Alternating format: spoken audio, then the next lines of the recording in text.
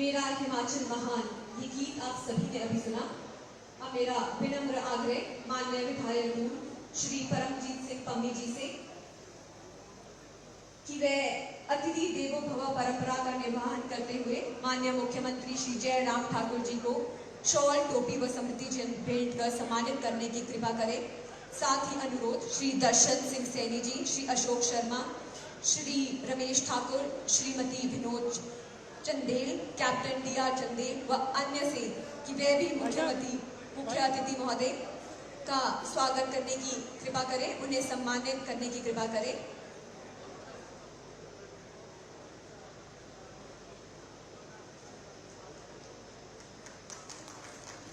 सभी से अनुरोध जोरदार तालियों के साथ माननीय मुख्य अतिथि महोदय का स्वागत करें।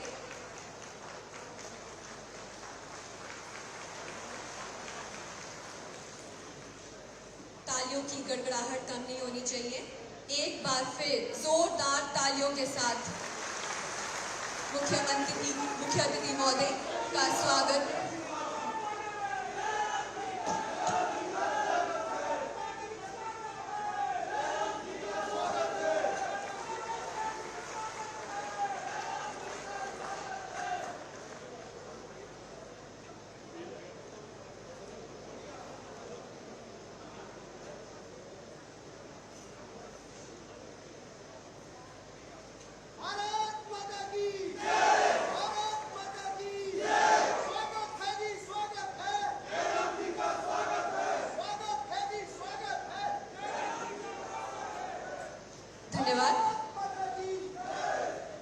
अब मेरा आग्रह रहेगा माननीय विधायक दून तथा वह व्यक्ति जो गत 4.5 वर्षों से दून विधानसभा क्षेत्र के विकास के अथक प्रयास कर रहे हैं, श्री परमजीत सिंह पम्मी जी से माननीय मुख्यमंत्री जी और अन्य अतिथिगणों का स्वागत करने के लिए।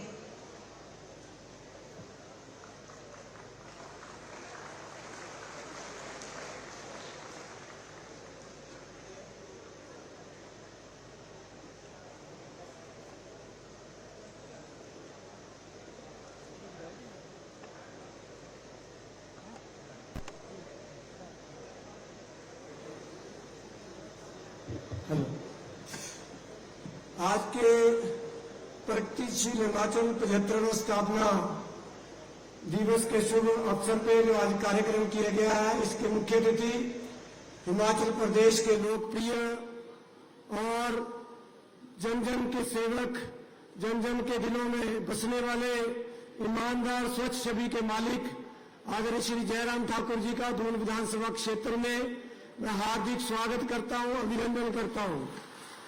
मंच पे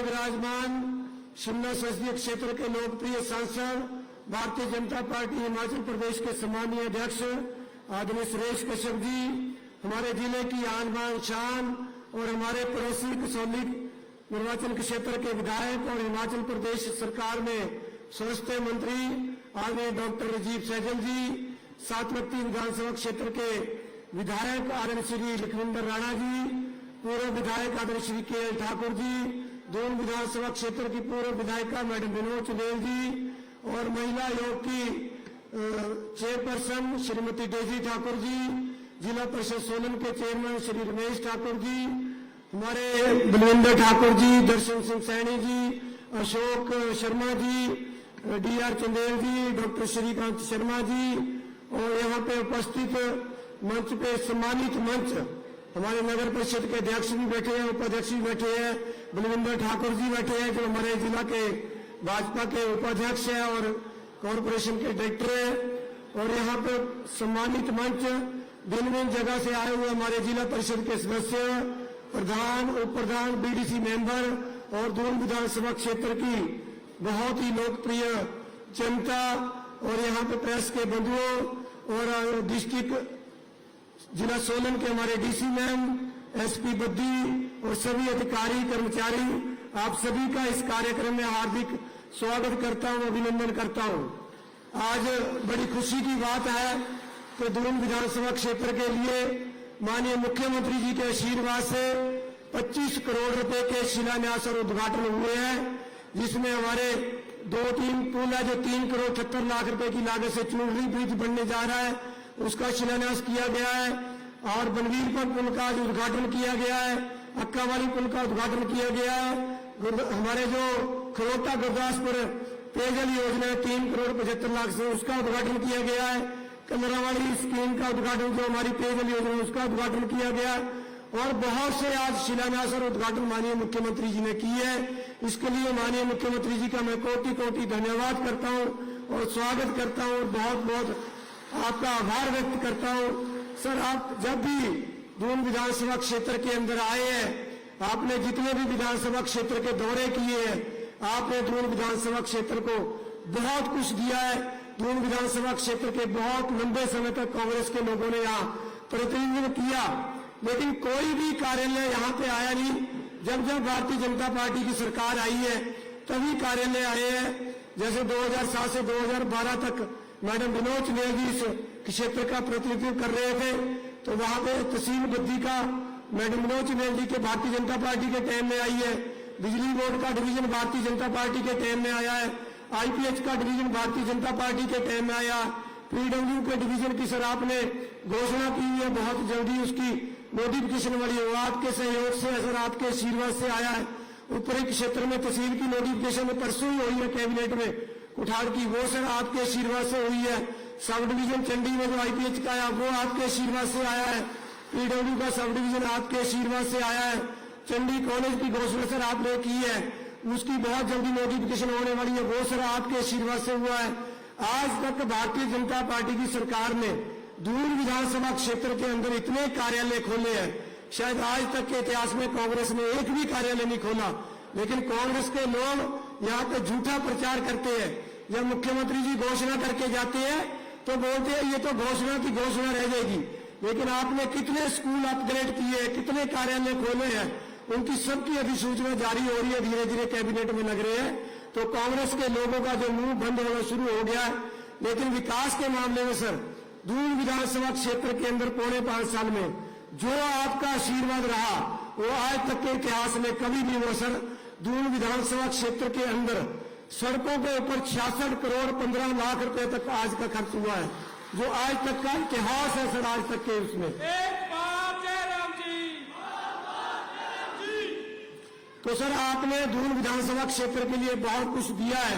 4.5 साल के अंदर दून विधानसभा क्षेत्र में रिकॉर्ड तोड़ विकास सर आपके नेतृत्व में हुआ है। हम भगवान से प्रार्थना करते हैं और जनता के आशीर्वाद से आप दोबारा इस प्रदेश के मुख्यमंत्री बनेंगे और इस प्रदेश को ऊंचाइयों पे लेके जाएंगे। जो आपका कार्यकाल 4.5 साल का रहा है सर, वो एक रिकॉर्ड तोड़ विकास आपके आशीर्वाद में सर दून विधानसभा क्षेत्र के अंदर हुआ है। अनेक योजनाएं माननीय मुख्यमंत्री जी ने यहाँ पे चालू की है। कांग्रेस के लोग कह रहे थे कि यहाँ पे कौन सी योजना आई है सर, आपने हिमकेयर योजना आप लेके आए, हिमाचल गरीबी सुविधा योजना आप लेके आए, सामाजिक सुरक्षा पेंशन 60 साल से ऊपर आपने की है सर, सहारा योजना आप लेके आए।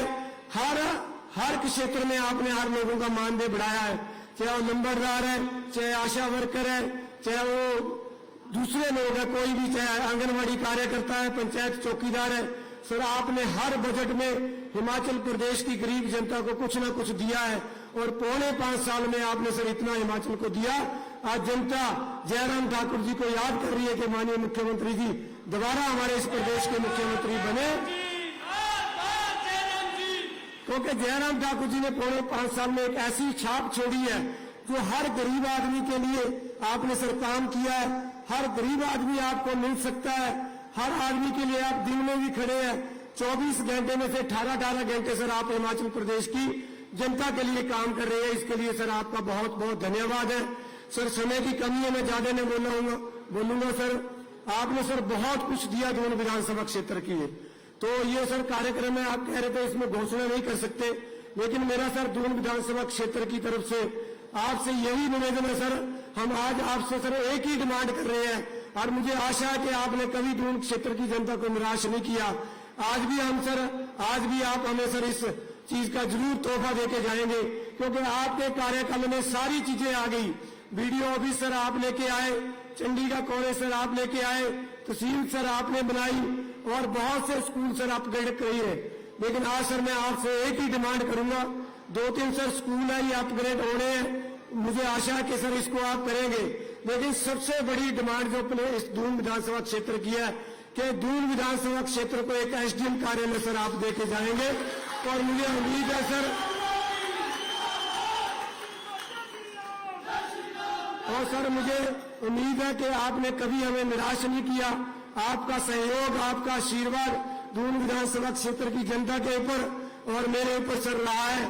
और मुझे तो सर आपका हनुमान कहने लगे लोग कि जी पम्मी तो जयराम जी का हनुमान है। सर मुझे हनुमान बहुत बड़ी संज्ञा मिली है और मुझे आशा है कि सर आप मेरी आशा को पूरा करके जाएंगे। तो ज्यादा न बोलता हुआ सर मैं आपसे निवेदन करूंगा कि आपने बहुत बड़ा आशीर्वाद इस क्षेत्र के ऊपर रखा है, आगे भी सर आपका आशीर्वाद इस क्षेत्र की जनता के ऊपर और हमारे ऊपर रहेगा। तो आपका बहुत बहुत धन्यवाद। जय हिंद, जय माता।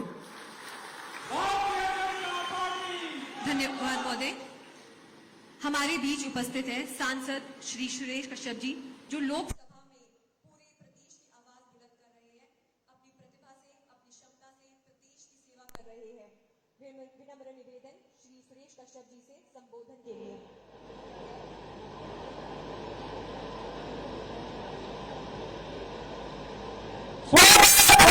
स्वागत है, कश्यप जी का स्वागत है, स्वागत है, कश्यप जी का स्वागत है। भारत माता की,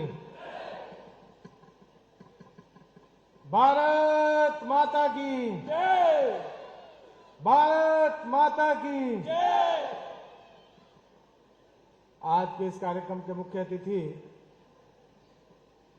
हिमाचल प्रदेश के यशस्वी मुख्यमंत्री परम आदरणीय श्री जयराम ठाकुर जी, मंच पर विराजमान प्रदेश स्वास्थ्य मंत्री परम आदरणीय डॉक्टर राजीव सहजल जी,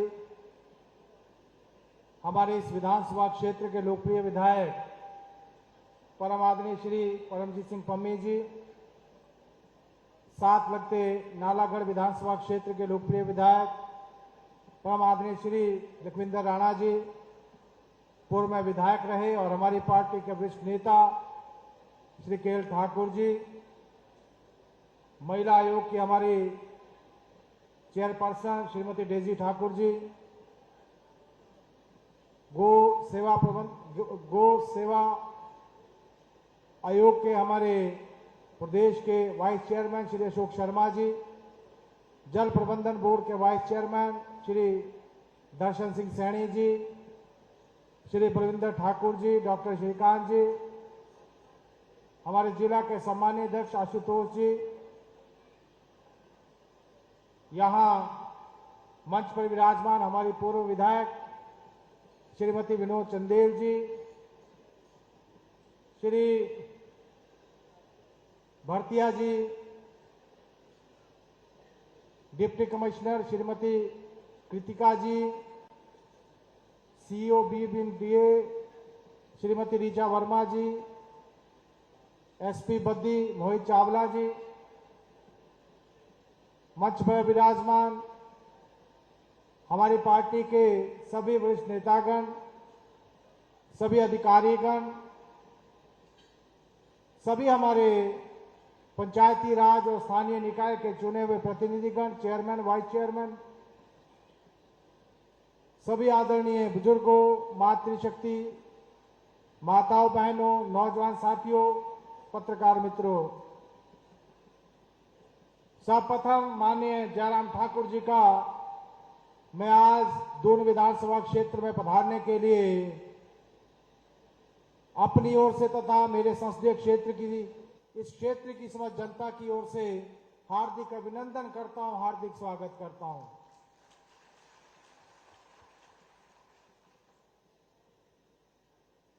और मैं इनका आभार प्रकट करना चाहूंगा कि आज का दूसरा कार्यक्रम, इससे पहले आप पिछाड़ विधानसभा क्षेत्र में थे और अभी आप दोनों विधानसभा क्षेत्र में हैं। और अगर हम बात करें तो दोनों जगह जहां 91 करोड़ के शिलान्यास आपने पिछाड़ में किए, 25 करोड़ से ज्यादा उद्घाटन और शिलान्यास आज इस विधानसभा क्षेत्र में किए। मैं आपका आभार प्रकट करता हूं, मैं आपका धन्यवाद करता हूं। जैसा कि आप सभी जानते हैं, हम आजादी का अमृत महोत्सव और प्रगतिशील हिमाचल प्रदेश की स्थापना के 75 वर्ष पूरे होने के उपलक्ष्य में ये कार्यक्रम आयोजित कर रहे हैं। और मैं समझता हूं इन पिछले 75 वर्षों में जहां हमारा देश आगे बढ़ा है, वही हिमाचल प्रदेश ने भी हर क्षेत्र में एक नया इतिहास रचा है।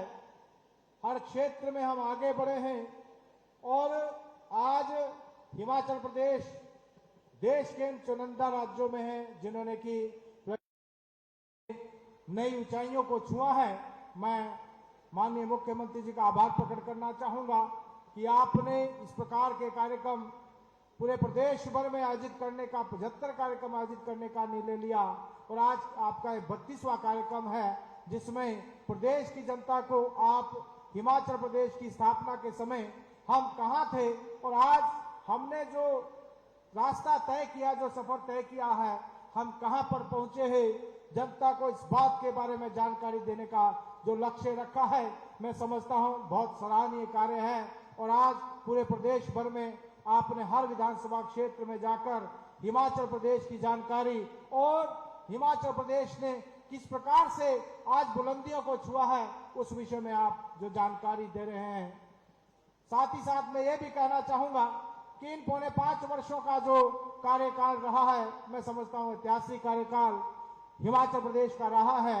जब हम बात करें हिमाचल प्रदेश की तो विकास के मामले में, जैसा यहाँ हमारे अभी लोकप्रिय विधायक श्री परमजीत सिंह पम्मी भी कह रहे थे कि अगर विकास किया तो माननीय जयराम ठाकुर जी ने किया। अगर आज हिमाचल प्रदेश को आगे ले जाने का काम किसी ने किया तो एक गरीब का बेटा, एक मिस्त्री का बेटा जो कि गरीब परिवार में जन्मा है, गरीब के दर्द को समझता है, गरीब के करीब जाने का काम अगर किसी ने किया तो हमारे मुख्यमंत्री श्री जयराम ठाकुर जी ने किया। इन 5.5 वर्षों में जिस प्रकार से इन्होंने जो योजना इस प्रदेश में लागू की है, उसमें चाहे हम बुजुर्गों की बात करें, हम माताओं बहनों की बात करें, हम जो है नौजवानों की बात करें, युवा साथियों की बात करें, हम जो है अपने अनुसूचित जाति जनजाति वर्ग के लोगों की बात करें, या हम अपने कर्मचारी, व्यापारी, किसान, बागवानों की बात करें, इन 4.5 वर्षों में जितनी भी योजना इस प्रदेश में लागू की है उसका सीधा सीधा लाभ आज प्रदेश की जनता को मिल रहा है। और मैं बात स्पष्ट रूप से कहना चाहूंगा कि माननीय जयराम ठाकुर जी ने बिना किसी भेदभाव के और बिना किसी राजनीति के विकास किया। ऊपर नीचे की राजनीति को समाप्त करना, टोपी की राजनीति को समाप्त करना, बदला बदली की राजनीति को समाप्त करना, इस कार्य को अगर किसी ने किया, हमारे मुख्यमंत्री श्री जयराम ठाकुर जी ने किया। और अगर हम विकास की बात करें तो जहां हिमाचल प्रदेश तेज गति से आगे बढ़ने वाला राज्य बढ़ा, वहीं कोविड के समय में जब हम लगभग 2.5 वर्ष तक कोविड के कारण इस महामारी से जूझते रहे, ऐसे समय में भी अगर लोगों को बचाने का काम, और इस प्रदेश में जहां वैक्सीनेशन में प्रथम और द्वितीय डोज में हिमाचल प्रदेश में अगर प्रथम स्थान अर्जित किया है तो उसमें अहम भूमिका हमारे मुख्यमंत्री श्री जयराम ठाकुर जी की रही, जिन्होंने फ्रंट में आकर, आगे आकर इस प्रदेश की जनता को जो है ये लाभ देने का काम किया। वैक्सीन दूर दराज के क्षेत्र में भी हेलीकॉप्टर के माध्यम से पहुंचाने का काम किया ताकि हिमाचल प्रदेश का एक भी व्यक्ति, एक भी नागरिक ऐसा ना बचे जिसको कोई वैक्सीनेशन ना हो। और यही कारण था कि हिमाचल प्रदेश ने वैक्सीनेशन के मामले में एक रिकॉर्ड बनाया और देश में सबसे पहले प्रथम और दूसरे डोज अगर किसी राज्य ने पूरा किया तो ये हमारा राज्य हिमाचल प्रदेश था। आपको मैं इसके लिए बहुत बहुत बधाई देता हूं, बहुत बहुत शुभकामनाएं देता हूं। इन 4.5 वर्षों में जिस प्रकार से जो योजनाएं लागू की, मैं समझता हूं इतिहास है। साथ ही मैं इस बात को भी कहना चाहूंगा, जो विपक्ष के लोग आज बड़ी बड़ी बातें करते हैं और मैं उनसे पूछना चाहता हूं कि आज अगर माताओं बहनों को गैस देने का काम और हर घर में अगर गैस किसी ने दी तो हमारे मुख्यमंत्री श्री जयराम ठाकुर जी ने दी। क्या कांग्रेस पार्टी ने, उनके समय में भी गरीब थे, उनके समय में भी माता बहनें थी, क्या वो गैस देने का काम नहीं कर सकते थे? इसी प्रकार से हिम केयर योजना में 5 लाख रुपए तक मुफ्त इलाज की सुविधा हमारी सरकार ने दी, माननीय जयराम ठाकुर जी ने दी। कांग्रेस की सरकार भी इस काम को कर सकती थी, लेकिन ऐसा नहीं हुआ। 5 वर्ष तक उनका भी पिछला 5 वर्ष का शासन रहा, लेकिन एक भी ऐसी कोई योजना प्रदेश में लेकर नहीं आए जिसका संबंध सीधे सीधे गरीबों से है। लेकिन जयराम ठाकुर जी ने जो योजनाएं बढ़ाई वो अपने गरीबों के लिए, इस प्रदेश की जनता के लिए बनाई। पेंशन के लिए, बुढ़ापा पेंशन में जो बिना आय के आय सीमा थी, कांग्रेस ने उसको 80 वर्ष रखा हुआ था। जयराम ठाकुर जी ने उसको घटाकर 60 वर्ष किया और आज प्रदेश में 7.5 लाख से ज्यादा बुजुर्गों को इस पेंशन का सीधा सीधा लाभ मिल रहा है। क्या कांग्रेस पार्टी इस काम को नहीं कर सकती थी? क्या वो लोग नहीं दे सकते थे बुजुर्गों को पेंशन? क्या वो लोग नहीं दे सकते थे माताओं बहनों को फ्री में गैस? क्या वो नहीं दे सकते थे गरीबों को 5 लाख रुपए तक मुफ्त इलाज की सुविधा? लेकिन उन्होंने नहीं किया। हमारे मुख्यमंत्री श्री जयराम ठाकुर जी ने करके दिखाया। गरीबों के लिए सहारा योजना माननीय मुख्यमंत्री जी लेकर आए, युवाओं के लिए स्वावलंबन योजना माननीय मुख्यमंत्री जी लेकर आए। और अभी अभी आपने देखा किस प्रकार से मुख्यमंत्री जी ने गरीब परिवारों को 125 यूनिट तक जीरो बिजली का बिल, ऐसा न केवल घोषणा की, इस काम को पूरा भी किया। मैं कांग्रेस के मित्रों से पूछना चाहता हूं, जो आज घोषणा कर रहे कि हम 300 यूनिट फ्री देंगे, पिछले 5 वर्षों में किसने उनके हाथ पकड़े थे? क्या वो इस काम को नहीं कर सकते थे? उन्होंने नहीं किया क्योंकि इच्छा शक्ति नहीं थी, नियत नहीं थी, नेता नहीं था। लेकिन जयराम ठाकुर जी ने इस काम को करके दिखाया। माता बहनों के लिए 50% किराए में छूट देने का काम हमारी सरकार ने किया, माननीय जयराम ठाकुर जी ने किया। किसने मना किया था कांग्रेस वालों को? किसने मना किया था कि वो किराए में छूट ना दे? क्या उनके समय में जो है गरीब नहीं थे? क्या अभी हमारे समय में ही सभी गरीब हो गए? इस बात का आप सबको भी अंदाजा लगाना चाहिए, इस बात को आपको भी समझना चाहिए कि अगर 125 यूनिट तक बिजली देने का काम किसी ने किया, मुफ्त बिजली देने का काम, तो जयराम ठाकुर जी ने किया। हर घर में नल के माध्यम से पानी देने का काम, ग्रामीण क्षेत्रों में उसका किसी प्रकार का बिल ना आए, किसी प्रकार का रेंट ना देना पड़े, अगर इस किसी काम को किसी ने किया तो हमारे मुख्यमंत्री श्री जयराम ठाकुर जी ने किया। अनेकों ऐसे काम हमारी सरकार ने पिछले 4.5 वर्षों में किए हैं। और मैं समझता हूं अनेकों संस्थान खुले। अभी कह रहे थे हमारे मित्र, हमारे साथी, यहाँ के लोकप्रिय विधायक कि हमारा पीडब्ल्यूडी का डिवीजन खुला, हमारा आईपीएस का डिवीजन खुला, बहुत सारे दूसरे संस्थान खुले। तो मैं समझता हूं एक नया विकास का इतिहास माननीय जयराम ठाकुर जी ने हिमाचल प्रदेश में लिखा है। और अब समय है जब हमें फिर से जयराम ठाकुर जी को प्रदेश का मुख्यमंत्री बनाना है। हमने इस बार जो एक प्रथा चली आई है, एक बार कांग्रेस एक बार भाजपा, उस प्रथा को तोड़ना है, ताकि जैसा विकास इन 5 वर्षों में हुआ है, इसी प्रकार से हम अगले 5 वर्षों तक भी आपकी सेवा कर सके। लेकिन यह तभी होगा जब यहां से फिर से कमल का फूल खिलेगा। तो मेरा आप सबसे यही आग्रह है, आप सबसे यही निवेदन है कि फिर से यहां से कमल का फूल खिले और जयराम ठाकुर जी फिर से प्रदेश के मुख्यमंत्री बने, ताकि अगले 5 वर्षों तक हम फिर से आपकी सेवा कर सके। ऐसा मैं आप सबसे निवेदन करता हूं, ऐसा आप सबसे आग्रह करता हूं। साथ ही साथ बहुत लंबी बात, क्योंकि समय काफी हो गया है, माननीय मुख्यमंत्री जी को आगे निकलना है। मैं अपनी बात को समाप्त करने से पहले एक जो डिमांड माननीय हमारे विधायक श्री परमजीत पंपी जी ने रखी है कि इस क्षेत्र में भी अपना जो है एसडीएम का कार्यालय खुले, मैं भी इस मांग का समर्थन करता हूं, ताकि यहां की जनता को भी इसका लाभ मिल सके।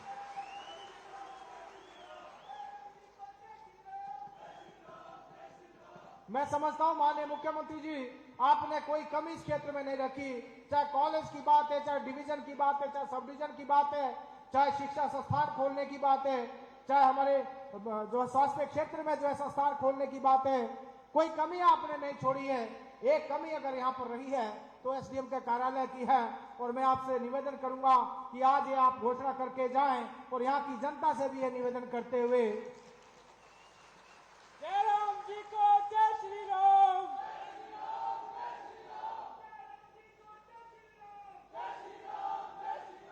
एक बार जय राम जी। और आप सबसे भी मैं यही आग्रह करना चाहूंगा कि जैसे मैंने पहले कहा, आप सबका आशीर्वाद हमको मिले ताकि अगले 5 वर्ष फिर से हम आपकी सेवा कर सके, फिर से माननीय जयराम ठाकुर हिमाचल प्रदेश के मुख्यमंत्री बनकर इसी प्रकार से आपकी सेवा करें, ऐसा निवेदन करते हुए बहुत बहुत धन्यवाद। जय हिंद, जय हिमाचल। धन्यवाद महोदय। माननीय मुख्यमंत्री श्री जयराम ठाकुर जी ने पूरे प्रदेश में एक समान विकास सुनिश्चित किया है। हिमाचल प्रदेश में आज चहुमुखी विकास हो रहा है, रोजगार के साधन बढ़े हैं। माननीय प्रधानमंत्री जी की कृपा से और माननीय मुख्यमंत्री जी के प्रयासों से हिमाचल को फार्मा क्षेत्र में बहुत बड़ी उपलब्धि हासिल हुई है। बल्क ड्रग फार्मा पार्क को केंद्र सरकार द्वारा स्वीकृति प्रदान की गई है और नालागढ़ में मेडिकल डिवाइस पार्क भी शीघ्र आरंभ होगा, जिसका पूरे जिले को लाभ मिलेगा। यह सभी माननीय मुख्यमंत्री श्री जयराम ठाकुर जी के प्रयासों का फल है। मेरा विनम्र निवेदन माननीय मुख्यमंत्री श्री जयराम ठाकुर जी से हम सबका मार्गदर्शन करने के साथ साथ हम सबको आशीर्वचन देने की कृपा करें। माननीय मुख्यमंत्री जय महोदय, श्री राम, जय श्री राम। स्वागत है जी, स्वागत है, स्वागत है जी, स्वागत है। जयराम ठाकुर जिंदाबाद।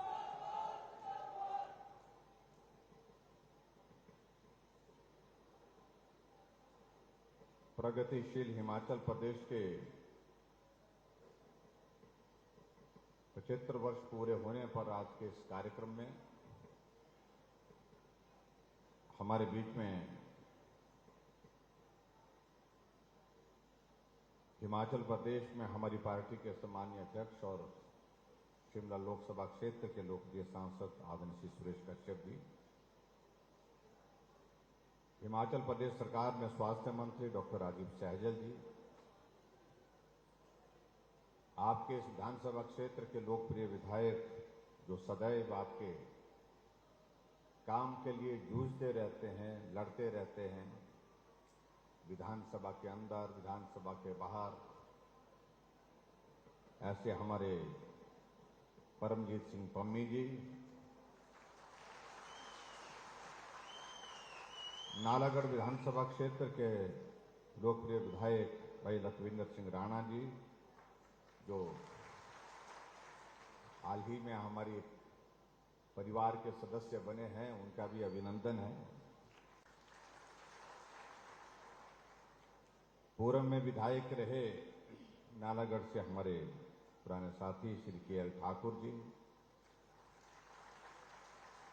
महिला आयोग की अध्यक्षा डॉक्टर डेजी ठाकुर जी, जिला परिषद के अध्यक्ष श्री रमेश ठाकुर जी, जिला के हमारे पार्टी के अध्यक्ष श्री आशुतोष वैद्य जी, पूर्व विधायक विनोद चंदेल जी, गौ सेवा आयोग के अध्यक्ष उपाध्यक्ष अशोक शर्मा जी, मंडल के अध्यक्ष श्री बलवीर ठाकुर जी, नगर परिषद के अध्यक्ष श्री जस्सी चौधरी जी, हमारे बीच में जल प्रबंधन बोर्ड के हमारे वाइस चेयरमैन दर्शन Saini ji, जोगेंद्रा central cooperative bank के चेयरमैन योगेश कुमार भरतिया जी, ट्रक यूनियन के अध्यक्ष श्री विद्या रतन जी, जिला के हमारे पार्टी के उपाध्यक्ष श्री बलविंदर ठाकुर जी, पार्टी के हमारे प्रदेश के उपाध्यक्ष रतनपाल जी,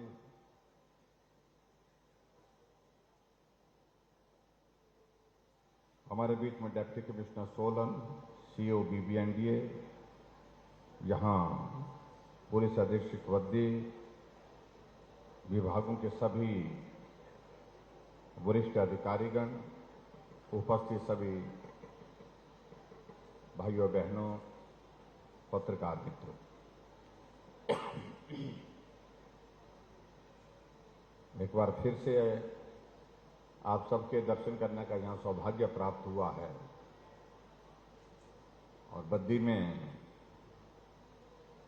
काफी अरसे से हम सोच रहे थे कार्यक्रम का आयोजन करने के लिए, लेकिन आज इस कार्यक्रम में आप सब लोग आए हैं। आप सबका भी मैं स्वागत करता हूं और हिमाचल प्रदेश के प्रगतिशील के 75 वर्ष होने पर आपको भी बहुत बहुत बधाई और शुभकामनाएं देता हूं।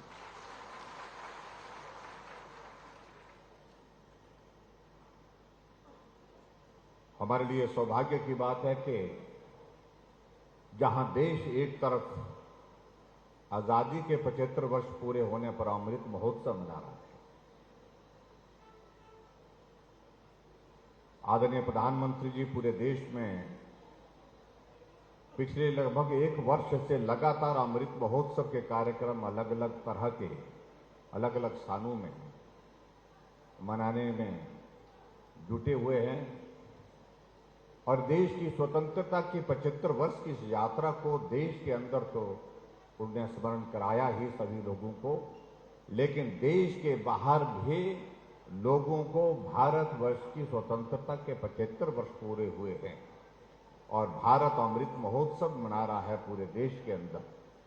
इस बात को लेकर के मैं प्रधानमंत्री जी का भी अभिनंदन करता हूं, उनको भी बहुत बहुत बधाई देता हूं और उनके इस कार्यक्रम से देश में एक अलग तरह का एक माहौल खड़ा हुआ है। अभी आपने देखा होगा कि 15 अगस्त का कार्यक्रम था। आमतौर पर 15 तारीख के कार्यक्रम के लिए यही होता है कि सुबह उठते हैं कि 15 अगस्त का कार्यक्रम होगा, प्रधानमंत्री जी लाल किला में जाकर के संबोधन करेंगे, परेड की सलामी लेंगे, ये सारी चीजों को लेकर के और वहां की वो झलकियां देखने को मौका मिलता है।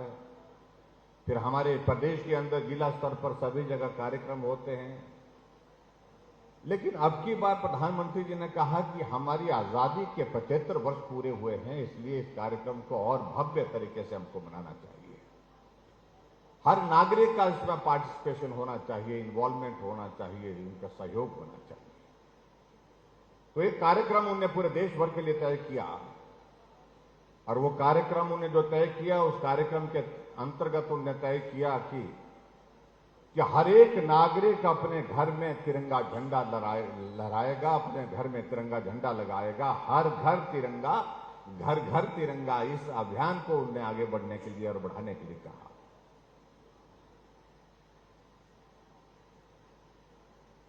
मैं उस दिन सोलन जिला में ही था। सोलन जिला से होकर के हम उधर सिरमौर में गए थे, लेकिन मैं एक बात को मैं देख रहा था, रास्ते में चलते चलते, जो आज से पहले देखने को नहीं मिलता था कभी। छोटी छोटी दुकान, छोटा बड़ा घर, कहीं भी जो रास्ते में मिल रहा था, चाहे वो चाय की दुकान है, चाहे वो ढाबे वाले का ढाबा है, किसी मैकेनिक का छोटा सा जो है वो वर्कशॉप है, चाहे किसी का होटल है, किसी का घर है, हर एक घर में तिरंगा झंडा लगा हुआ था। ये पहली बार हमको इस आजाद भारत के इतिहास में देखने को मिला। कई लोगों ने इस पर भी प्रश्न खड़ा करने की कोशिश की कि क्या होगा तिरंगे झंडे से।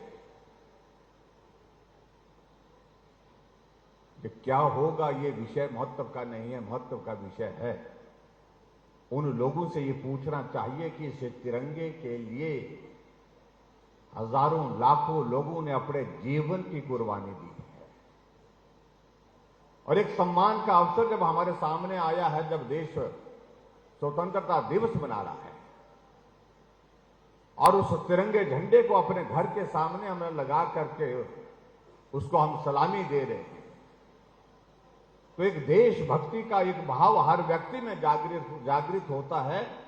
इस भाव को समझने की आवश्यकता है। मैं समझता हूं जो प्रश्न पूछ रहे हैं उनको इस बात को समझाने की भी आवश्यकता है।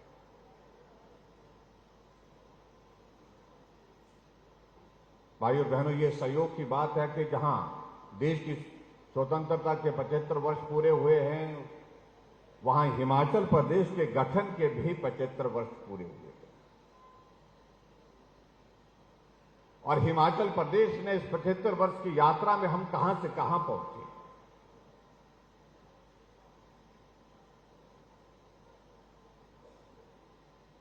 हमारे लिए थोड़ा सा इस बात का एक अलग परिस्थिति है, क्योंकि हम चुनावी वर्ष में 1 महीने के पश्चात संभवतः आने वाले समय में चुनाव की घोषणा हो जाएगी और चुनाव की घोषणा होने के बाद नए सिरे से हिमाचल प्रदेश में सरकार बनने की प्रक्रिया होगी। ऐसी परिस्थिति में हमने कहा कि हम हिमाचल प्रदेश में अपने प्रदेश का कार्यक्रम क्या कर सकते।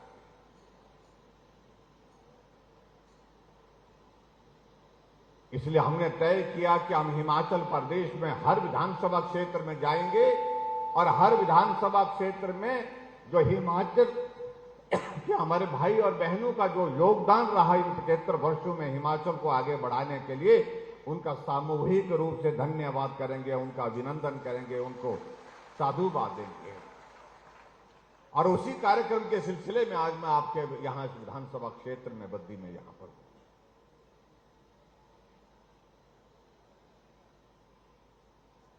आपने हमसे पहले आने से पहले यहां देखा होगा कि यहां पर एक वीडियो जिसमें हिमाचल प्रदेश की 75 वर्ष की इस यात्रा का जिक्र हुआ है। हमने इस बात को भी सुनिश्चित किया है, इस 75 वर्ष की यात्रा में कोई एक दल, एक राजनीतिक दल का योगदान नहीं है।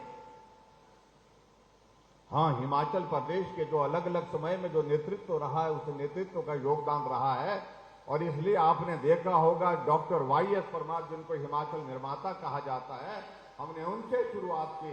उनके पश्चात जो है ठाकुर रामलाल जी रहे, श्री शांता कुमार जी रहे, श्री प्रेम कुमार धूमल जी रहे और वीरभद्र सिंह जी रहे। 5 मुख्यमंत्री हिमाचल प्रदेश में रहे। उन सबका भी हमने अभिनंदन किया, उनका योगदान के लिए हम उनका भी धन्यवाद।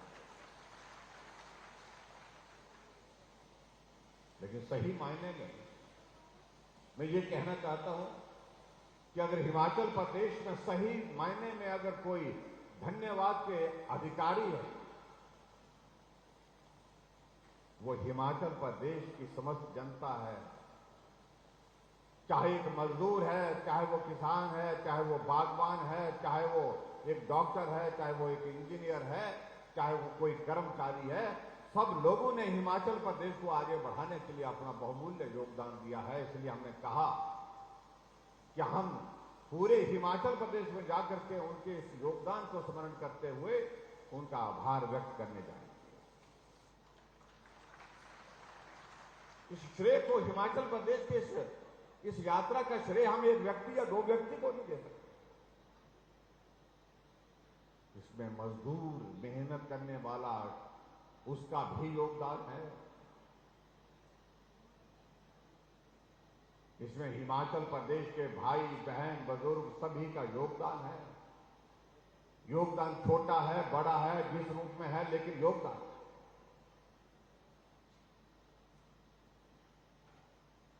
इसलिए कई बार हमारे मित्र पूछ रहे हैं कि मुख्यमंत्री पूरे हिमाचल प्रदेश में जा रहे हैं। मैंने कहा भाई क्या करें, तो नहीं जा सकते। अगर हिमाचल प्रदेश के एक संवैधानिक दायित्व पर मुझे काम करने का अवसर मिला है, हिमाचल प्रदेश के सरकार के मुखिया के नाते, ये मेरा नैतिक दायित्व बनता है कि हिमाचल प्रदेश की इस यात्रा में जो भी सहभागी रहे हैं उनका अभिनंदन करना, ये मेरा दायित्व बनता है। इस काम के लिए मैंने किया।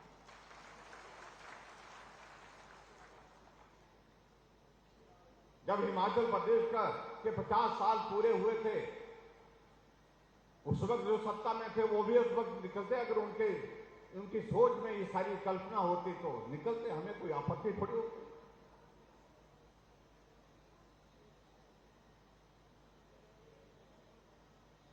लेकिन मेरा आप सबसे भी निवेदन है, यहां आए हैं, एक झलक आप लोगों ने इस प्रदर्शनी की जरूर देखना जिसमें हिमाचल प्रदेश की उस यात्रा का जिक्र है। जब हिमाचल बना था उस वक्त मात्र 4 जिले थे, आज 12 जिले हिमाचल प्रदेश। जब हिमाचल बना था उस वक्त हिमाचल प्रदेश की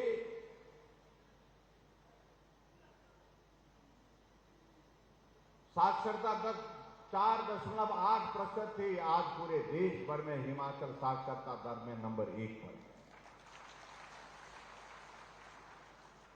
उस वक्त 100 में से 2 महिलाएं पढ़ी होती थी, साक्षर होती थी।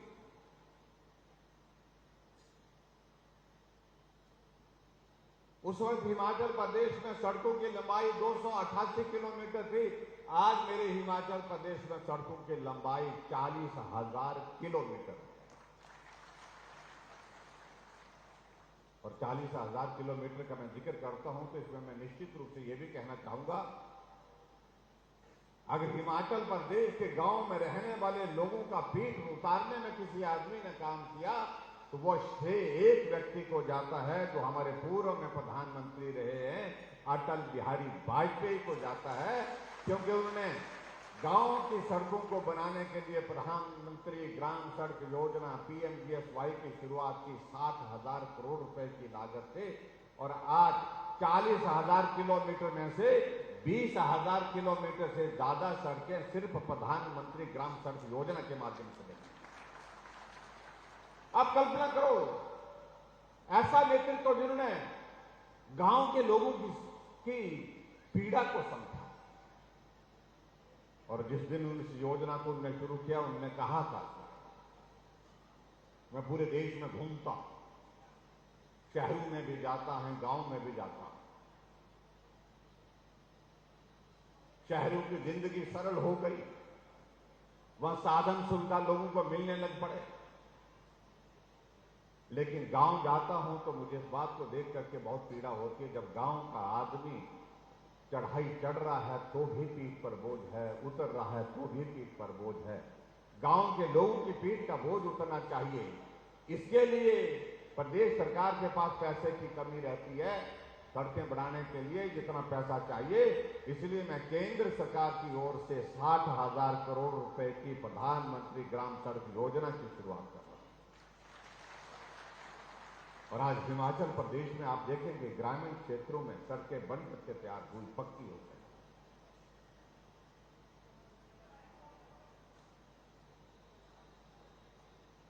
जिस दिन मैंने इस कार्यक्रम की शुरुआत की चंबा के नींगर के मेले से,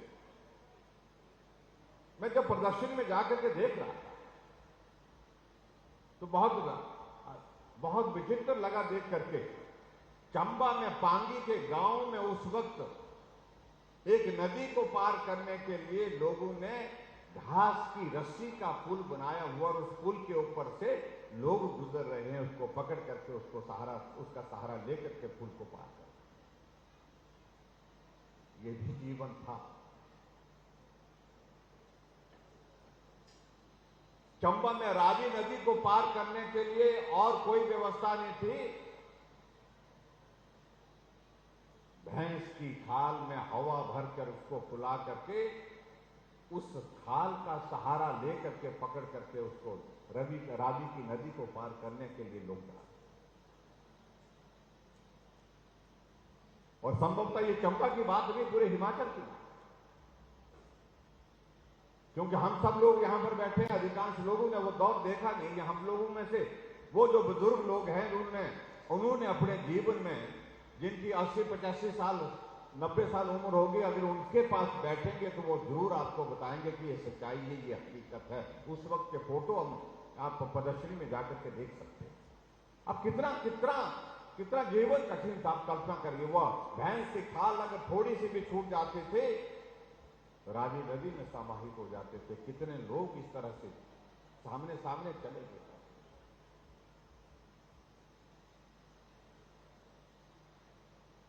लेकिन आज हमारा हिमाचल आगे बढ़ा है, हर क्षेत्र में आगे बढ़ा है।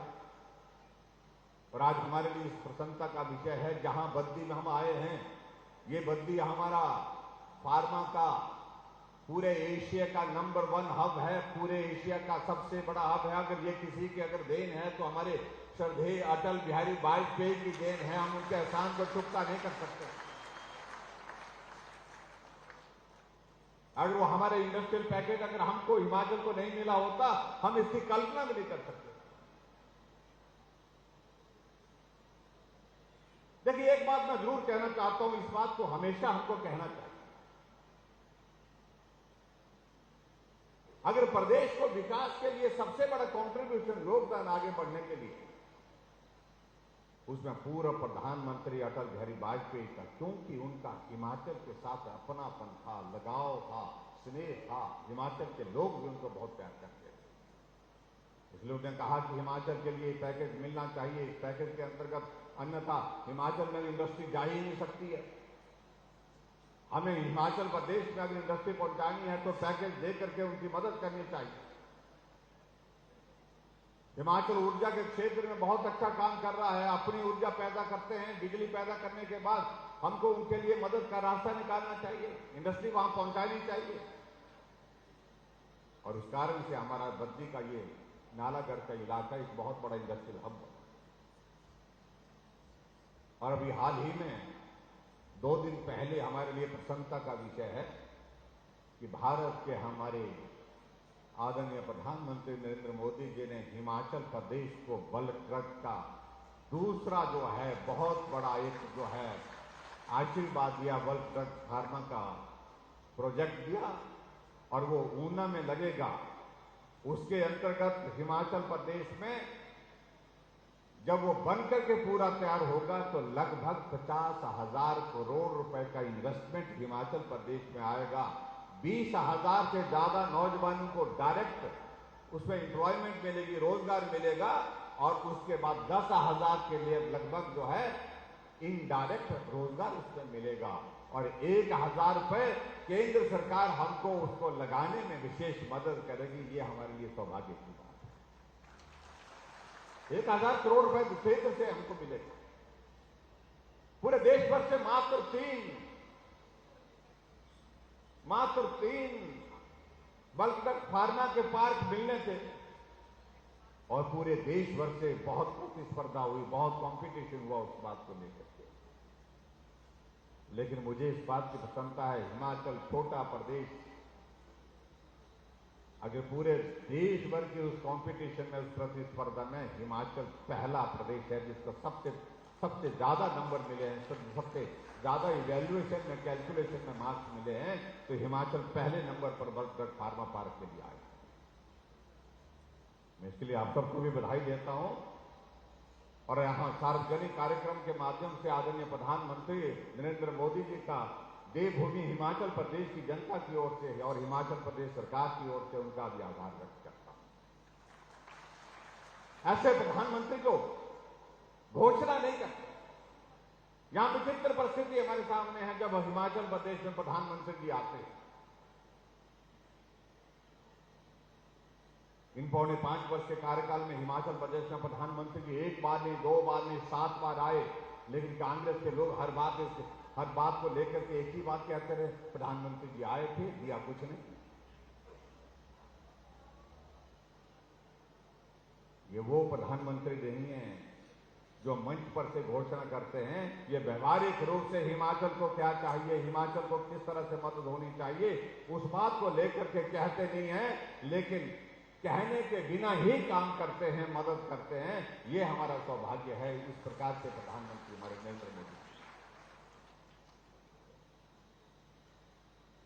यहां तो ऐसे भी प्रधानमंत्री रहे जो 5 वर्ष तक रहे हिमाचल में। एक बार वे आए तो शिमला के रिज के मैदान में ठंडी हवा में वहीं मंच पर ही सो गए।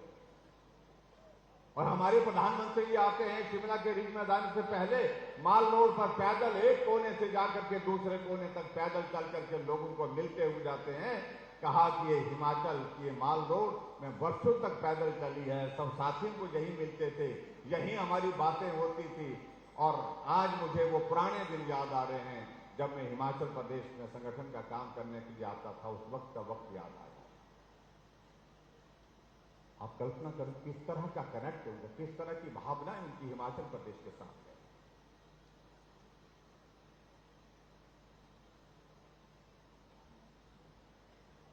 भाई और बहनों, आप सबके आशीर्वाद से हिमाचल प्रदेश में हमारी सरकार का कार्यकाल पूरा होने जा रहा है। अगर सालों के साथ से हम कहें तो 4.5 साल, लेकिन अगर सही मायने में अगर काम करने के हिसाब से हम कहें तो 4.5 साल में से 2 वर्ष तो हमको निकाल ही देना चाहिए। 2 वर्ष तो काम करने का अवसर ही प्राप्त नहीं हो पाया, क्योंकि कोविड का वो एक ऐसा दौर रहा जिस दौर में आप भी परेशान रहे, हम भी परेशान रहे, सब परेशान रहे। एक ऐसी परिस्थिति हमारे सामने आ गई थी, मालूम नहीं पड़ रहा था कि क्या होगा। एक ऐसी परिस्थिति हमारे सामने थी जिसमें हम सोच भी नहीं सकते थे कि होगा क्या आने वाले समय, कितने लोग रहेंगे, कितने नहीं रहेंगे, बुजुर्गों को कैसे बचा पाएंगे, घर के अंदर उनको रखा गया, बाहर मत निकलो, क्योंकि वायरस जानलेवा था। हिमाचल के 2.5 लाख लोग पूरे देश के कोने कोने में फंसे हुए थे। वो घर आना चाह रहे थे, लेकिन घर आने की परिस्थिति नहीं बन पा रही थी, लॉकडाउन का दौर चला हुआ था। एक अलग तरह का अनुभव था, अलग तरह की परिस्थिति थी। इसलिए मैं इस बात को भी कहता हूं कई बार कि हिमाचल में 5 मुख्यमंत्री हमसे पहले रहे, लेकिन 5 मुख्यमंत्री को सामान्य परिस्थिति में काम करने का सौभाग्य प्राप्त हुआ, जो हमें नहीं हो पाया।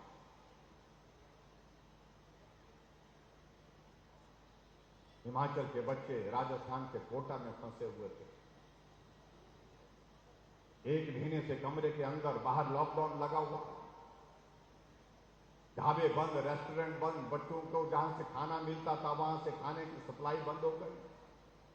बच्चों ने वीडियो बना करके हमको भेजे वहां से कि किसी भी सूरत कुछ भी करो, हमको ले चलो, घर ले चलो। बच्चों के मां बाप हमको मिलने आए, कहा कि हमारे बच्चों को लाने में मदद करो।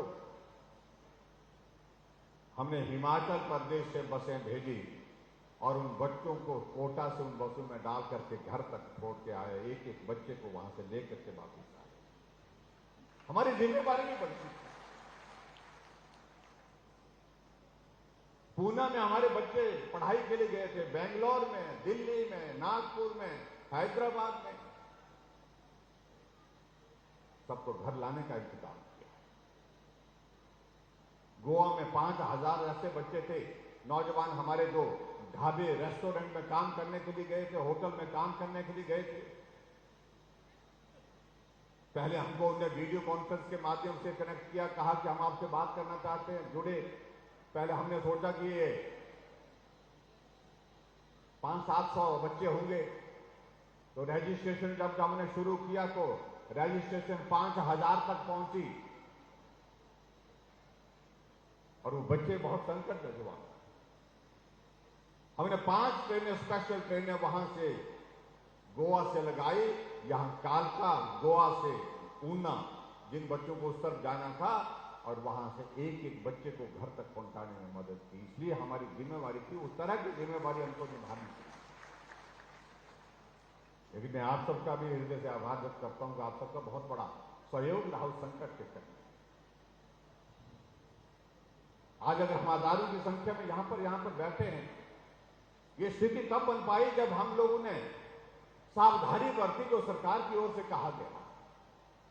और मैं खास तौर से यहां पर जितने भी हमारे, चाहे आंगनबाड़ी वर्कर हैं, चाहे आशा वर्कर हैं, चाहे हमारे सफाई कर्मचारी हैं, जिनने कोविड के संकट में, डॉक्टर, नर्सेज, फार्मासिस्ट, जिनको बहुत बड़ा संकट था उस वक्त के लोगों की सेवा करने का काम जो दिया गया, जोखिम भरा काम था, लेकिन उसके बावजूद उन्होंने बहुत बेहतर ढंग से किया। एक एक आदमी की जिंदगी बचाने के लिए काम किया। पूरे देश के अंदर वैक्सीन का अभियान चला, तो सभी लोगों से हमने आग्रह किया कि वैक्सीन के लिए आप निकलिए लगाने के लिए, और पूरे प्रदेश की जनता ने उसमें बढ़ चढ़ करके हिस्सा लिया। और मुझे इस बात की खुशी है कि पूरे देश में पहली डोज पूरा करने वाला सबसे पहले हिमाचल प्रदेश का पहले नंबर पर रहा, दूसरे डोज में भी पहले नंबर पर। इसके लिए मैं आप सबको बहुत बहुत बधाई देता हूं।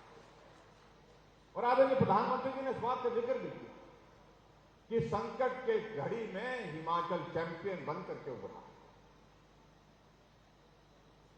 इसलिए भाई और बहनों, मैं आप सबसे यही कहना चाह रहा हूं, सब जो भी इस यात्रा हमारी रही है, साथ और सहयोग की वजह। आज हिमाचल प्रदेश में हमारी सरकार का कार्यकाल पूरा होने जा रहा है, और उसके पश्चात आने वाले समय में आप सबके बीच में हम आशीर्वाद मांगने के लिए आएंगे। लेकिन मैं इतना जरूर कहना चाहता हूं कुछ हट करके हमने काम करने की कोशिश की। हमारी कोशिश रही है हिमाचल प्रदेश में हम गरीब के लिए ज्यादा मदद कर सके, उसके लिए हमने ज्यादा मदद करने की कोशिश की। जो हमसे प्रश्न पूछने की कोशिश करते हैं कि जयराम ठाकुर ने क्या किया, मैं उन सारी बातों का प्रश्न का जवाब देने की आवश्यकता नहीं महसूस करता हूं। जो किया हमने ईमानदारी से, जो लोगों की सेवा कर सकते थे जीवन को बचाने के लिए, वो सारी चीजें हमने की। लोगों को सुविधा देने के लिए जो किया जा सकता था वो हमने करने की कोशिश की। हमने हिमाचल प्रदेश में एक बात कही जिसके कारण बहुत बड़ा बहुत ज्यादा शोर पड़ गया कि ऐसा क्यों कहा जा रहा है। हमने रिवाज बदलने की बात कही। हमने कहा रिवाज बदलने, मैं कहा रिवाज तो सारे अच्छे होते हैं, लेकिन कुछ रिवाज को बदलना पड़ता है समय के साथ। जो रिवाज गलत होते हैं उनको बदलना नहीं चाहिए। और मैंने ये कहा कि मैं रिवाज बदलने की बात आज नहीं कर रहा हूं। मैं रिवाज बदलने की बात तब से कर रहा हूं जब हिमाचल प्रदेश में हमारी सरकार बनी थी। पहले दिन कैबिनेट की बैठक में आज से पहले निर्णय ये होते थे कि जो सरकार बदल जाती थी उस सरकार के, पूर्व सरकार के योजनाओं को रद्द किया जाता था, नेताओं के खिलाफ जांच के आदेश दे दिए जाते थे। लेकिन हमने इस रिवाज को, हमने कहा ये गलत रिवाज है, ये गलत रिवाज है, इसको बंद करना चाहिए। हिमाचल देवभूमि है और देवभूमि हिमाचल प्रदेश में ऐसे रिवाज को हमको प्रोत्साहित नहीं करना चाहिए, इसको बंद करना चाहिए। हम काम के लिए हम काम करेंगे। हमने सबसे पहले वो बदले की भावना से काम करने का एक रिवाज बना था, उस रिवाज को बंद किया। और आज तक आप इस बात को देख सकते हैं, हमने बदले की भावना से काम नहीं किया। और कई बार मैं मजाक में इस बात को कहता था कि हिमाचल में तो रिवाज ये भी बन गया था कि जब सरकार बदलती थी तो टोपियां ही बदल जाती थी, टोपियों के रंग बदल जाते थे। हरी टोपी वाली ये सरकार, लाल टोपी वाली ये सरकार। हमने कहा ये भी रिवाज गलत है। ये टोपी हिमाचल की है, हिमाचल की पहचान है, हिमाचल की शान है, जिसको हम सिर पर पहनते हैं। ये टोपी किसी एक दल की नहीं है, ये एक सरकार की नहीं है, ये सबकी टोपी है। सबकी टोपी हिमाचल की टोपी, चाहे वो टोपी कुल्लू की है, चाहे किन्नौर की है, चाहे वो लाहौर की है, चाहे वो टोपी सिरमौर की है, चाहे वो शिमला की है, चाहे कोई भी टोपी है। जिसको हमने सिर पर स्थान दिया है वो हिमाचल की हमारी एक पहचान है। हमने कहा ये टोपी की राजनीति बंद करनी चाहिए और हमने बंद की। आज कोई भी टोपी के कारण पहचाना नहीं जाता है कि ये इस सरकार का या उस सरकार की या इस पार्टी का उस पार्टी का। ये टोपी हिमाचल की है, हिमाचल की शान। जो गलत रिवाज थे उनको बदलने की बात कही है। और आज भी हम इस बात को कहते हैं कि ये रिवाज अगर गलत है तो उसको बदलना चाहिए। आज अगर रिवाज की बात कहूं मैं, हमने कहा कि रिवाज हिमाचल प्रदेश में 5-5 साल के लिए सरकार का रहता है। 5 साल के लिए एक, 5 साल के लिए दूसरी। हमने कहा ये रिवाज भी बदलना चाहिए। और बदलना इसलिए चाहिए कि पूरे देश में बदल गया।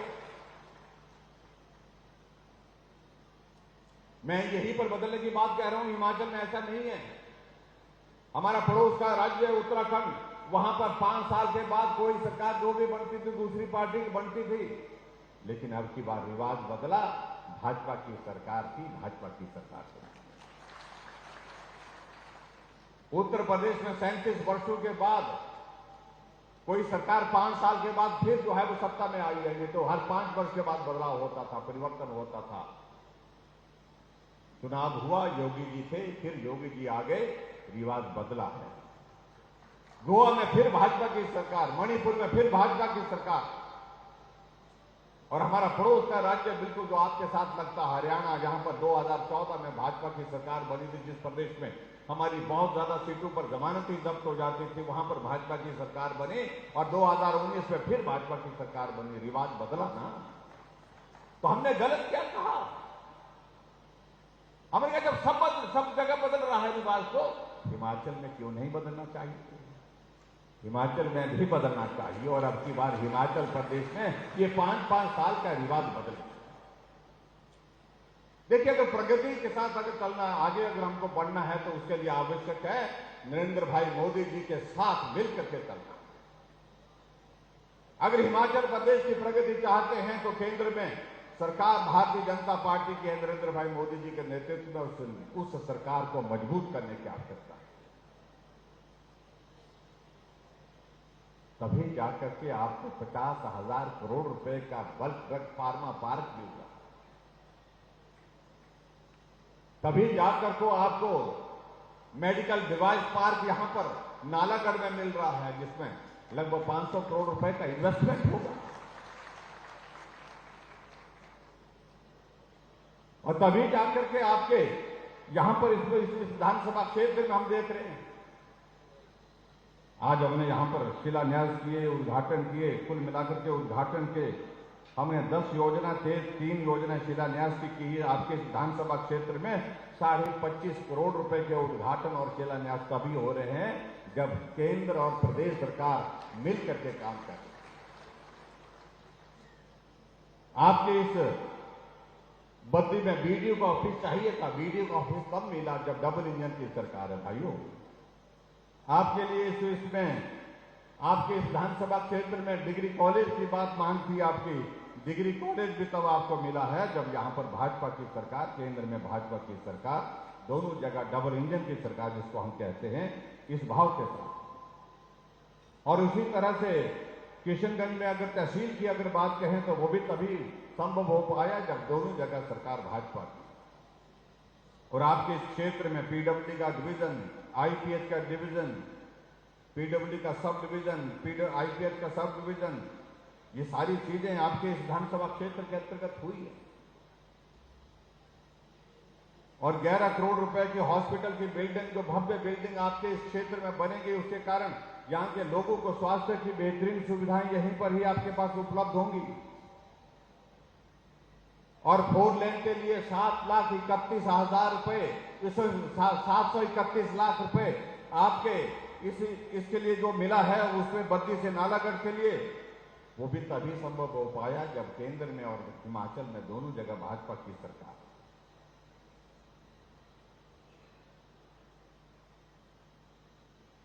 और मैं यही कहना चाहता हूं, और यहां आप लोगों ने देखा होगा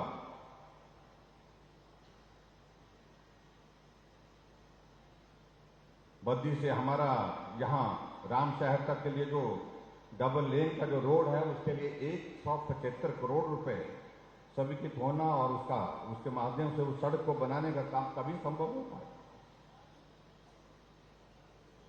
चंडीगढ़ से बद्दी रेलवे लाइन की जो है उसमें प्रगति हुई है, वो आने वाले समय में वो भी बनकर के तैयार होगी, उसमें भी तेजी आ रही है।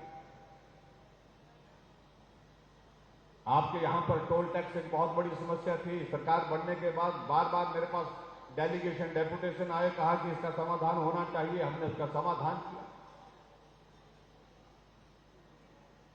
और मैं इस बात को दावे के साथ कह सकता हूं कि आपके विधानसभा क्षेत्र में जो डेवलपमेंट के काम अब की बार हुए हैं, आज से पहले मुझे नहीं लगता कि किसी सरकार के दौरान इतने डेवलपमेंट के काम हुए हैं।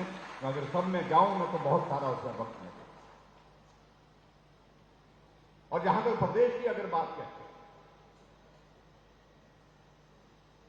हमारे से पूर्व में जो सरकार थी वो 4 लाख लोगों को पेंशन देती थी, हम 7.5 लाख लोगों को पेंशन दे रहे हैं। वो 400 करोड़ रुपए खर्च करते थे पेंशन पर, हम 1300 करोड़ रुपए खर्च कर रहे हैं। इस बात को मैं कह रहा हूं, पूरे में सरकार रही उनके समय में गरीब लोगों के इलाज के लिए कोई प्रावधान नहीं था। अब हमने हिम केयर की शुरुआत की, 3 लाख से ज्यादा लोगों को हम स्वस्थ करके 5 लाख रुपए का हेल्थ केयर दे करके उनकी स्वास्थ्य की हमने बेहतरीन सुविधा देने की कोशिश की।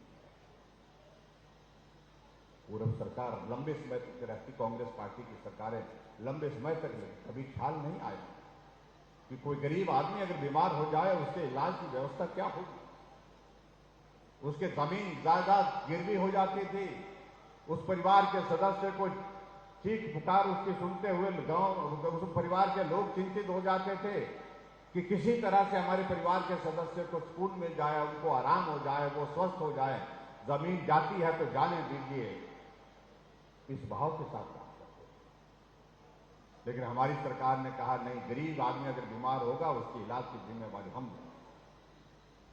हमने हिमकेयर की शुरुआत, सहारा योजना के अंतर्गत हमने ऐसे गरीब लोगों के लिए जो बिस्तर पर पड़े हैं, लाचार हैं, बेबस है, अपना काम खुद नहीं कर सकते हैं, 3,000 रुपए उनके खाते में डाल करके मदद करते हैं। और जो लंबे समय तक सरकारें रही उनके ध्यान में सारा विषय नहीं है। 20,000 लोग हिमाचल प्रदेश में ऐसे हैं जिनको सहारा योजना का 3,000 रुपए मिलकर के उनकी मदद कर रहे हैं। अभी हमने माताओं बहनों के लिए हमने तय किया कि माताएं बहनें काम के लिए जाती हैं और खासतौर से जो इंडस्ट्रियल एरिया इसमें तो बड़ी संख्या में जाती है, उन्हें उनका आने जाने का जो है वो सफर जो है वो बस में होता है, और जब बस में जाती है तो आने जाने का किराया लग जाता है और उसके कारण उनका जो कमाई होती है उसमें बहुत बड़ी कटौती हो जाती है, कम पैसा बचता है।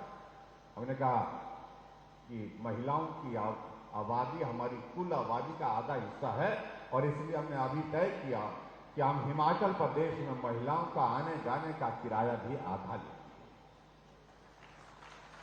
आधे किराए पर हमारी माताएं बहनें जा रही हैं, आधे किराए पर माता बहनें आ रही हैं।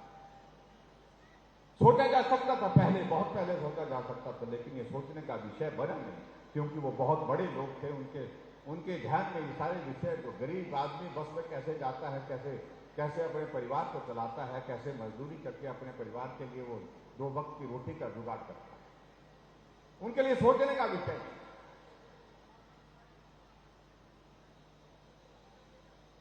अभी हमने और एक निर्णय लिया हिमाचल प्रदेश में, जहां हम ऊर्जा राज्य के रूप में जाने जाते हैं। हम पंजाब, हरियाणा, दिल्ली, राजस्थान और नेशनल ग्रिड को बिजली बेचते हैं। ऐसे में क्या हम अपने हिमाचल वासियों के लिए थोड़ी गरीब कैटेगरी के लोग, मध्यम दर्जे के लोग, उनके लिए थोड़ा बिजली में रियायत दे सकते हैं?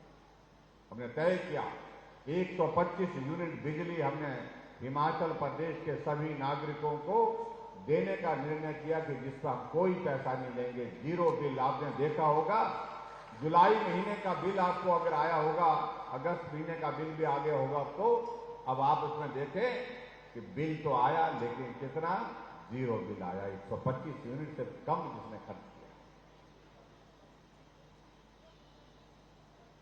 कांग्रेस के लोग कहने लगे कि मुंह खोल बढ़ा दिया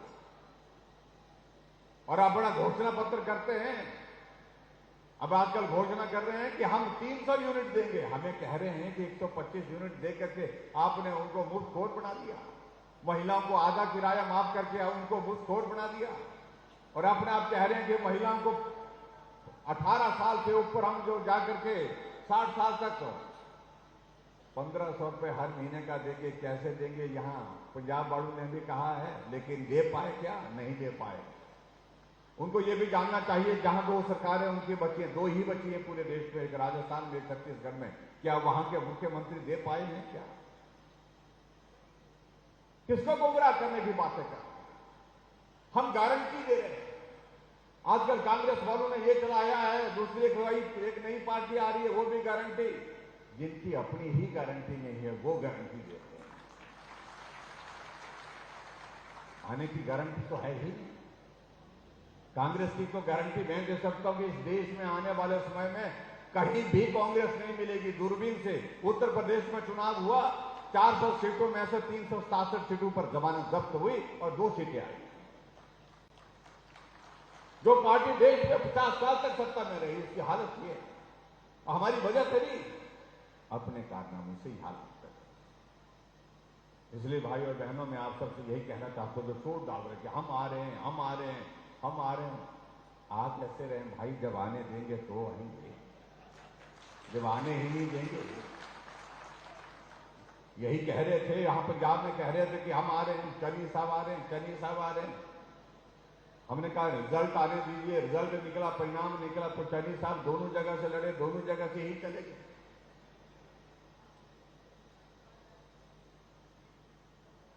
मैं उन सारी बातों का जवाब बहुत ज्यादा नहीं करना चाहता। आज तो भाषण दे रहे हैं कि बेरोजगारी बढ़ गई, जैसे मेरे ही 5 वर्ष में बढ़ी।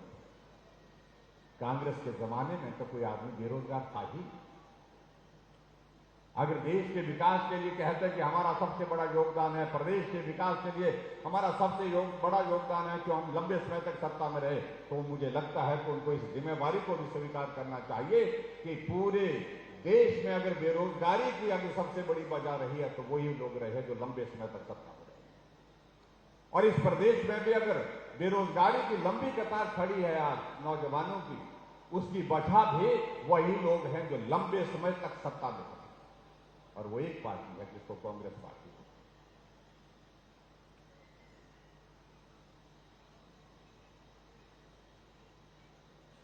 मैं आप सबके बीच में आने वाले समय में जब दौर आएगा चुनाव का, उस वक्त आऊंगा, कुछ बातें उस वक्त करेंगे। लेकिन इतना मैं जरूर कहना चाह रहा हूं कि हिमाचल प्रदेश में सभी को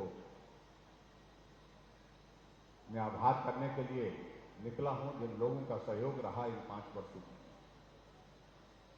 लेकिन उसके साथ साथ में एक बात मैं ये भी जरूर कहना चाहूंगा, इन 5 वर्ष के कार्यकाल में जो कोविड के कारण जो एक परिस्थिति रही, हमको सामान्य परिस्थिति, हमको पूरा अवसर काम करने का नहीं मिला। और इसलिए मैं आप सबके बीच में ये निवेदन करना चाहूंगा कि अगर मुझसे पहले 5 मुख्यमंत्री को सामान्य परिस्थिति में काम करने का अवसर मिला तो कम से कम एक बार हमको भी सामान्य परिस्थिति में काम करने का अवसर मिला।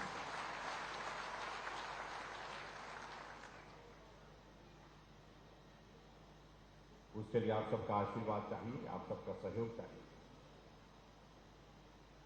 और हमें ईमानदारी के साथ हमने हिमाचल प्रदेश में सरकार का संचालन किया और सरकार के संचालन में जो भी किया जा सकता था, जो भी मदद की जा सकती थी, गरीब के करीब रह करके काम किया। हम हमेशा इस बात को कह रहे हैं क्योंकि गरीबी हमने देखी नहीं है, हमने गरीबी जी है। इसलिए जो लोग बड़े बड़े अपने आप को कहते हैं, कुछ लोगों की भाषा में आजकल ऐसे शब्दों का उच्चारण आ गया कि बड़े बड़े लोग, जो बड़े बड़े लोग हैं वो गरीब के उस पीड़ा को नहीं समझ सकते हैं क्योंकि उन्होंने गरीबी देखी ही नहीं, गरीबी जी ही नहीं। इसलिए उनको आभास नहीं में देखा है, लेकिन देख करके ही निकल गए। लेकिन जिसने गरीब होकर के जिंदगी गुजारी है वो उस पीड़ा को अच्छी तरह से समझता है। इसलिए मैंने हिमाचल प्रदेश में आपने देखा होगा कि पूर्व सरकार से हट करके कुछ बातें की है सिर्फ गरीब के लिए। पेंशन इसलिए की कि मुझे मालूम है गरीब के लिए उस 1800 रुपए की पेंशन का क्या महत्व है, जो उसको 1 महीने के इंतजार के बाद जब मिलती है तो किस प्रकार से उससे अपना वो अगले 1 महीने की सारी चीजों को लेकर के प्लान करता है, क्योंकि उसने गरीबी देखी।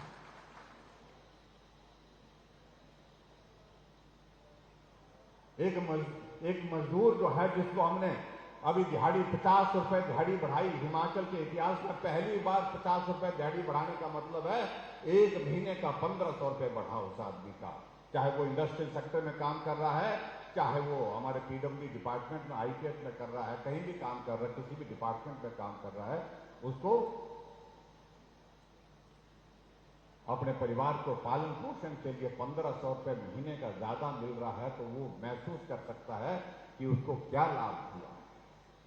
एक बड़ा आदमी नहीं समझ सकता है। एक गरीब आदमी जो अपने इलाज करने के लिए बेबस है, हॉस्पिटल से घर छोड़ करके आ जाता है, वो हॉस्पिटल छोड़ करके घर आ जाता है क्योंकि उसके पास इलाज करने के लिए पैसे नहीं है। उसके लिए हिमकेयर की हमने योजना शुरू की, क्योंकि बड़े आदमी को मालूम नहीं है कि गरीब आदमी जब बीमार होता है उसके इलाज के लिए जब पैसे नहीं होते तो वो किस तरह के मानसिक तनाव के साथ शारीरिक पीड़ा के दोनों के बीच में जकड़ करके रह जाता है। उसकी जिंदगी किस प्रकार से उसके उस वक्त बन जाती है, नहीं है कल्पना, क्योंकि वो बड़े हैं, गरीब होकर के उन्हें उस पीड़ा को नहीं देखा है। एक लाचार बेबस अगर बिस्तर पर पड़ा है, उसके लिए हम 3000 रुपये उसके खाते में डाल करके उसकी मदद कर रहे हैं, ये वही आदमी जान सकता है जो गरीब है, बेबस है, अपनी बात भी मुश्किल से कह पाता होगा। बड़ा आदमी नहीं समझ सकता इस बात। इसलिए बहुत सारी चीजों को लेकर कह सकते हैं। हमने हमेशा कोशिश की जब गरीब के करीब रह करके गरीब को मदद ज्यादा कर सके उस तरह से हमने प्रयत्न किया है। और मैं इस बात को दावे के साथ कह सकता हूं, जो इनिशिएटिव हमने लिए और उसे हिमाचल प्रदेश में जहां डेवलपमेंट के कॉन्सेप्ट थे, जो जहां काम होना चाहिए था, पर्यटन की दृष्टि से हिमाचल प्रदेश को आगे बढ़ाने का काम किया और पूरा पर्यटन की दृष्टि से हमने 2100 करोड़ रुपए का हमारा ATB का प्रोजेक्ट केंद्र से आदरणीय प्रधानमंत्री नरेंद्र मोदी जी के आशीर्वाद से जो आया है, उससे नई डेस्टिनेशन डेवलप कर रहे हैं ताकि टूरिस्ट आए, टूरिस्ट आकर के सिर्फ शिमला मनाली यहां नजदीक के इलाकों में यहां पर न घूमे, नई डेस्टिनेशन पे जाए।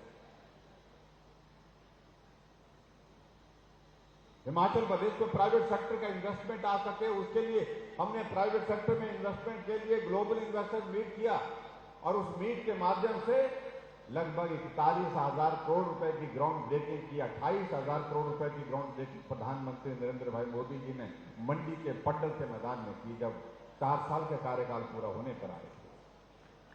नए इनिशिएटिव के साथ आगे बढ़ने की काम करने की कोशिश की।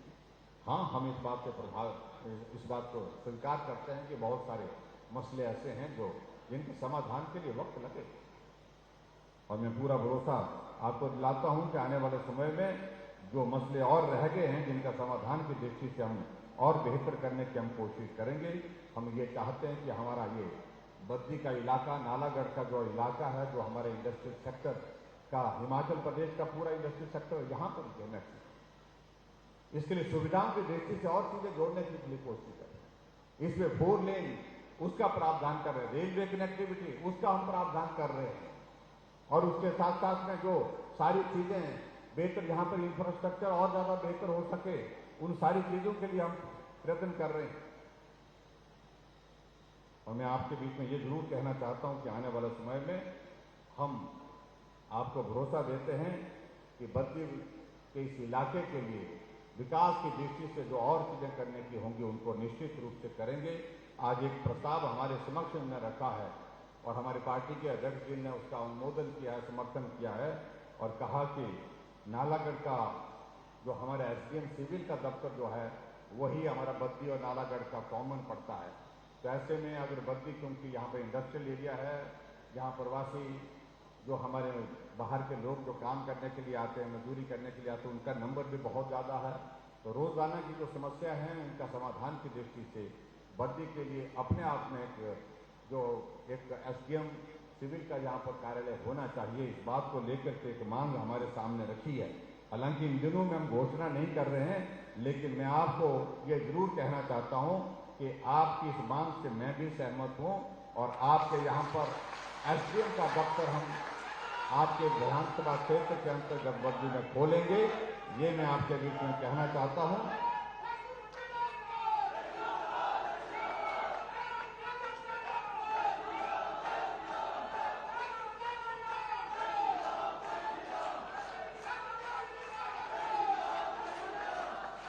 और उसके साथ में आप सबसे यह भी निवेदन करना चाहता हूं, बड़ी मुश्किल से बद्दी हाथ लगी है भाई,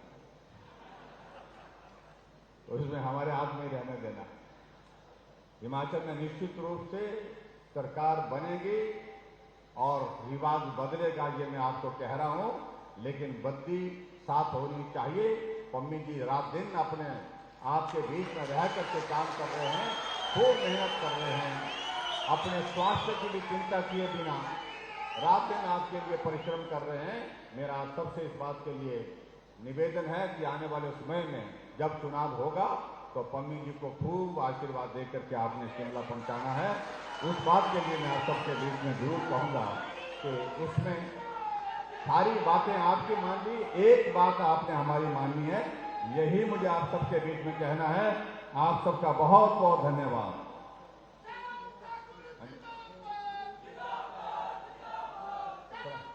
एक स्कूल की जिक्र किया हमने, क्याला में कहा कि प्राइमरी पिथौरागढ़ पंचायत में एक स्कूल का जिक्र किया, प्राइमरी स्कूल, तो प्राइमरी स्कूल इसको भी मैं स्वीकार करता हूं, इसको भी खोलेंगे। बहुत बहुत धन्यवाद, नमस्कार, जय हिंद, जय हिमाचल। माननीय मुख्यमंत्री जी, आपका आभार। जिला प्रशासन, यहाँ उपस्थित सभी गणमान्य व्यक्तियों का और आप सभी का कार्यक्रम की शोभा बढ़ाने, कार्यक्रम को सफल बनाने के लिए